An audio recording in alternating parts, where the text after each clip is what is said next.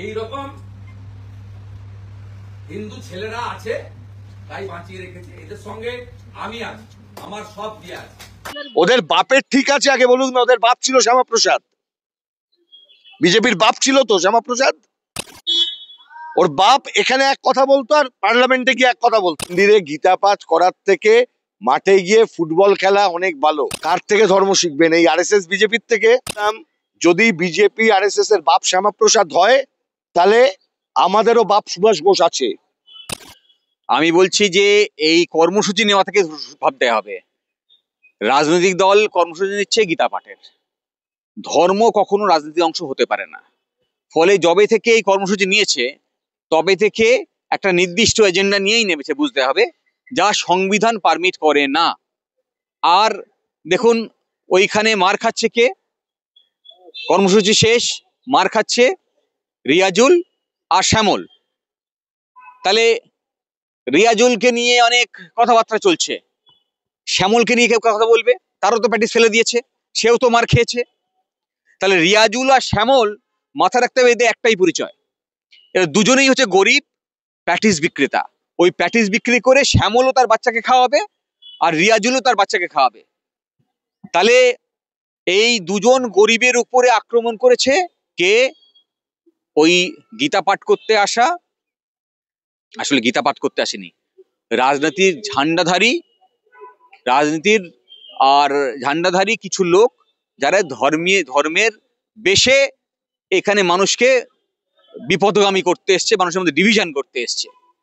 তারা এসে এই গরিবের উপর আক্রমণ শানাচ্ছে। আসলে এই গরিবের আক্রমণ সারা বছর ধরে চলছে, আর সেই মানুষ যাতে তার বিরুদ্ধে মানে প্রোটেস্ট না করে, প্রতিবাদ না করে, সোচ্চার না হয়, তার জন্য এই ডিভিশন করতে হবে। তার জন্য আক্রমণ করে এবং ভিডিওটাও তোলা হচ্ছে। ভিডিও তুলছে কার? রিয়াজুলের। শ্যামলের ভিডিও দেখতে পেয়েছেন? পাননি। তার মানে হিন্দুরা মুসলিমের উপর আক্রমণ করছে, দেখাতে হবে। পরিকল্পনা এটা নির্দিষ্ট পরিকল্পনা নিয়ে এই পুরো কর্মসূচি নেওয়া হয়েছে। আর সেজন্যই যখন বেল ছাড়া পাচ্ছে, তখন কর্মসূচি কাজ ছিল শুভেন্দুই মালা পড়াচ্ছে, কারণ এটাকে জারি রাখতে হবে। যতদিন নির্বাচন চলছে ততদিন যে কোনো প্রকারে এইটা জারি রাখতে হবে। মন্দির মসজিদ, হিন্দু মুসলিম, হ্যাঁ, বাংলা হিন্দি, হ্যাঁ, কোনোটা মমতা ব্যানার্জি করবেন, কোনোটা মোদির লোক করবে। এইটা জারি রাখলেই তো আর আমার পেটে ভাতে প্রশ্ন কেউ করবে না। আমরা চাই হচ্ছে পেটের ভাত নিশ্চিত করতে হবে, আমার কাজ নিশ্চিত করতে হবে, আমার বাচ্চারা শিক্ষা নিশ্চিত করতে হবে। আমি যে হসপিটালে যাব, আমি নিচে শুয়ে স্যালাইন নিতে চাই না। আমি স্যালাইন নেব সুস্থভাবে, যেমন একটা বড় লোক ওই বেসরকারি নার্সিংহোমে সুন্দর এসি রুমের মধ্যে থেকে চিকিৎসা করে, সেরকম ভাবে চিকিৎসা কেন পাবে না দেশের একটা গরিব মানুষ? আমার স্বাস্থ্যের পরিষেবার জন্য কি গরিব বড় লোক ভাগ হবে? এটা নিশ্চিত করার জন্য লড়াই করব। তাহলে সেইটা নিশ্চিত তারা করার দায়িত্বে ছিল সংবিধানের শপথ নিয়ে। তারা প্রতিনিয়ত সংবিধানকে অবমাননা করছে, ফলে এই ঘটনা ঘটছে। প্রকাশ্য গুন্ডামি করলেন, দুজনকে মারলেন, প্যাটিস ফেলে দিলেন গরিব মানুষদের, এবং তাদেরকেই গোলায় মালা দিচ্ছে কারা? রাজ্যের বিরোধী দলনেতা শুভেন্দু অধিকারী। তারাই স্বপ্ন দেখছে বাংলায় ক্ষমতায় আসবেন, সুস্থ বাংলা গড়বে। যারা গুন্ডা তাদেরকে মালা পড়াচ্ছে, এরা কি সুস্থ বাংলা গড়বে? সুস্থ বাংলা গড়ার স্বপ্ন 2011 সালেই মানুষ ভেঙে দিয়েছে। মানুষ আজকে তার ভুল বুঝতে পেরেছে, কিন্তু মানুষ যখন তার ভুল বুঝতে পেরেছে, তখন তৃণমূল বলুন আর বিজেপি বলুন, দুজনেই তারা তাদের মাসেল পাওয়ার দেখাচ্ছে। মাসেল পাওয়ার থেকেও বেশি দেখাচ্ছে রাষ্ট্রীয় ক্ষমতাকে। এবং এই সেন্ট্রাল ফোর্স বলুন বা স্টেটের পুলিশ বলুন, এদেরকে ব্যবহার করছে নির্বাচনের দিন, যাতে মানুষ নিরপেক্ষভাবে নিজের ভোট দিতে না পারে। যদি সৎসাহস থাকে নরেন্দ্র মোদীর বা মমতা ব্যানার্জির বা তার দলের, তাহলে সাধারণ মানুষকে ভোটাধিকারটা শুধু নিশ্চিত দেওয়ার ব্যবস্থা করে দিন। ইলেকশন কমিশনও লাগবে না, মানুষ তাদের ভোট নিশ্চিত করবে। 7 লক্ষ ভোটে এই কি অভিষেক ব্যানার্জি জিতেছে। নির্বাচন কমিশন তার স্ক্রুটিনিতে একটা অভিযোগকে খতিয়ে দেখার সাহস দেখায়নি। কে নির্বাচন করেছিল? নির্বাচন কমিশন অফ ইন্ডিয়া। হ্যাঁ, তাহলে election commission of India post pole scrutiny করার সাহস দেখাচ্ছে না, কারণ অভিষেক ব্যানার্জি কেন্দ্র ওটা, তবে 7 লক্ষ ভোটে জিতছে। আমি বলছি যে আপনি শুধু ভোটাধিকারটা প্রয়োগ করার সুযোগ করে দিন। আপনার পুলিশকে লাগাবেন না, আপনার সেন্ট্রাল ফোর্সকে লাগাবেন না, গুন্ডা বাহিনী সাধারণ মানুষ বুঝে নেবে, ঠিক আছে? তাহলেই দেখবেন এইসব কিছু থাকবে না। এটা পুলিশ মন্ত্রী বললো যে রেজাউলকে যারা মেরেছে আমি তাদেরকে ধরিয়ে দিয়েছি, আমার দেখুন খারাপ হয়ে গেল। পুলিশ মন্ত্রী কি করলো বলবো? পুলিশ মন্ত্রী আর প্রধানমন্ত্রী আর মুখ্যমন্ত্রী সবাই কার ইনস্ট্রাকশনে চলে? এদের সবার দায়িত্ব ছিল সংবিধানের শপথ নিয়েছে, তাহলে সংবিধানের ইনস্ট্রাকশন মেনে চলার। কিন্তু দুর্ভাগ্যবশত এরা মনু সংহিতার ইনস্ট্রাকশন মেনে চলে, আরএসএস এর ইনস্ট্রাকশন মেনে চলে। তাহলে যারা মনু সংহিতা ইনস্ট্রাকশন, সংবিধানের শপথ নিয়ে মনু সংহিতা ইনস্ট্রাকশন মেনে চলে, তারা তো এইভাবেই রাষ্ট্র চালাবে, এটাই তো স্বাভাবিক। বলছে এটা ইউপি বিহার না, আমরা এখানে চেক করতে পারি। কে বলেছেন এটা? মুখ্যমন্ত্রী বলছে তাহলে এটা ইউপি বিহার বাতেলাবাজ, না। ঠিক আছে, আর কিছু বলার নেই, বাতেলাবাজ। কি হলো কি বলবো? এই প্যাটিস কাণ্ড বাদে আরো অনেক কাণ্ড আছে। এই রেজাউল বলেছে আজকে কলকাতা ছেড়ে সে চলে যাচ্ছে, এটা লজ্জা নয়? লজ্জা করছে না? এই কলকাতা চিরকাল হাজার হাজার লক্ষ লক্ষ মানুষকে আশ্রয় দিয়েছে। এই কলকাতায় মানুষ এসে কিছু না পেত, ডাল ভাত খেয়ে কাজ করে মাথা মুজবার ঠাঁই পেত।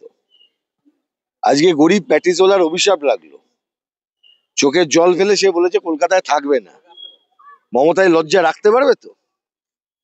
আমি ছোট থেকে মোহনবাগান, ইস্টবেঙ্গল, মোহামেডান মাঠে খেলা দেখেছি, ধর্মতলা চত্বরে, ব্রিগেড চত্বরে ক্রিকেট খেলা দেখেছি, ফুটবল খেলা দেখেছি। আমার লাইফে আমি অনেকবার প্যাটিস খেয়েছি, কিন্তু কোনো সময় এরকম হয়নি যে আমাকে চিকেন প্যাটিস খাই আর ভেজ প্যাটিসের দাম নিয়েছে। আরে চিকেন প্যাটিস খেয়ে ভেজ প্যাটিসের দাম যদি দিত, দিয়ে তারপরে যদি কেউ ওখানে তার তার তার ফলটা কি চটথাপ্পড় মারা? কে গায়ে হাত তোলার হিম্মত পাচ্ছে কোথায়? আরএসএস গায়ে হাত তোলার সাহস পাচ্ছে কোথা থেকে? খুব গুরুত্বপূর্ণ।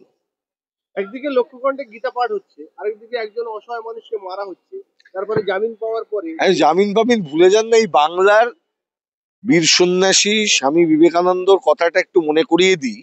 এটাই আজকে চ্যালেঞ্জ হয়ে যাচ্ছে যে মন্দিরে গীতা পাঠ করার থেকে মাঠে গিয়ে ফুটবল খেলা অনেক ভালো। কার থেকে ধর্ম শিখবেন? এই আরএসএস বিজেপির থেকে,